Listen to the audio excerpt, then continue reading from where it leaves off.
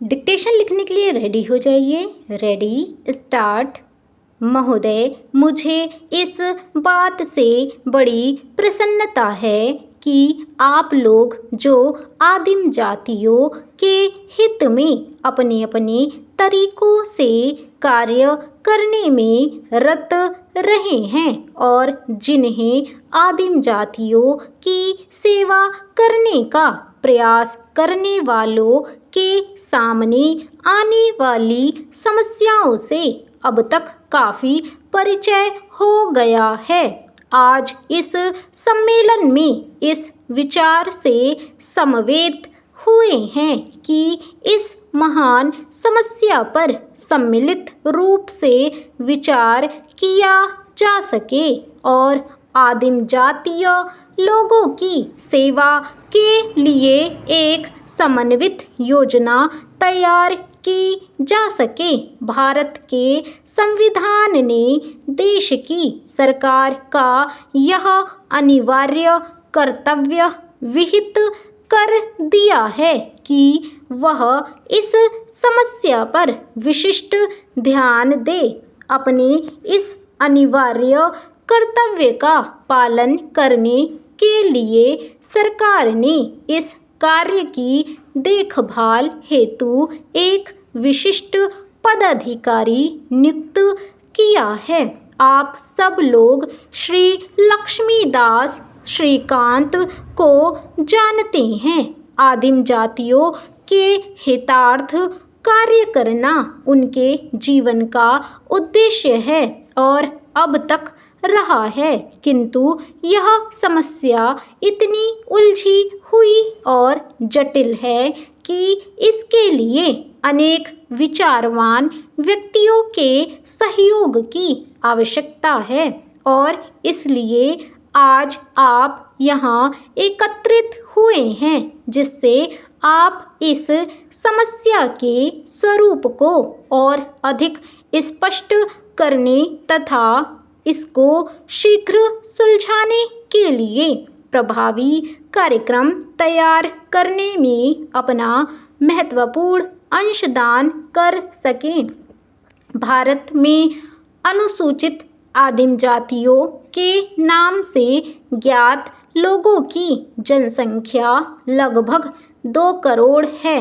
वे समस्त देश में फैले हुए हैं, किंतु उनकी जनसंख्या का बड़ा भाग बिहार, बम्बई, उड़ीसा, मध्य प्रदेश, पश्चिम बंगाल, मध्य भारत, मद्रास और राजस्थान के राज्यों में हैं। उनसे संबंधित अनेक समस्याएं हैं जिनका सहानुभूतिपूर्ण और समझबूझ से हल करना आवश्यक है। वे देश की अन्य जनसंख्या से बहुत बातों में भिन्न हैं। उदाहरणार्थ, उनकी भाषाएं विभिन्न हैं, उनके रीति रिवाज भिन्न हैं, उनके रहन सहन का तरीका अलग है और साधारणतया यह कहा जा सकता है कि वे इन विभेदों के कारण अन्य लोगों से सहज में ही अलग पहचाने जा सकते हैं। परस्पर भी वे लोग एक दूसरे से बहुत भिन्न हैं। विभिन्नताओं के कारण उनकी समस्या को सुलझाना कठिन हो जाता है। वे देश के अनेक भागों में जंगल भरे पहाड़ी क्षेत्रों में रहते हैं और इसलिए उन तक पहुंचना सरल बात नहीं है। इस कारण भी वे समाज के अन्य लोगों से न्यूनाधिक अलग बने रहे हैं। यह स्वाभाविक है कि वे लोग शिक्षा में अन्य लोगों से पिछड़े हुए हैं और उनकी आर्थिक स्थिति भी खराब है। कुछ स्थानों में तो उन्होंने खेतीबाड़ी आरंभ कर दी है, किंतु अनेक स्थानों में वे अभी स्थायी दृष्टि से कृषक नहीं हो पाए हैं। वे जो कुछ खेती बाड़ी करते हैं वह भी बहुत ही पुराने युग की सी है। उनके यहाँ कातने बुनने की किस्म के कुछ कुटीर उद्योग हैं और कुछ आदिम जातियाँ तो बुनावट में बड़ी ही सुंदर डिजाइन डाल लेती हैं। ये साफ सुथरे और खूबसूरत बने हुए घरों में रहते हैं। महोदय, सामान्यतः जीवन की आधुनिक सुविधाओं में से उन्हें कोई भी प्राप्त नहीं है। संसार के विभिन्न देशों में ईसाई धर्म प्रचारकों तथा संस्थाओं ने उनमें काफ़ी काम किया है। उन्होंने उनमें शिक्षा का प्रसार किया है और उनकी रहन सहन की स्थिति में भी सुधार करने में काफ़ी सहायता की है। ईसाई धर्म प्रचारक उन्हें ईसाई बनाने में भी सफल हुए हैं।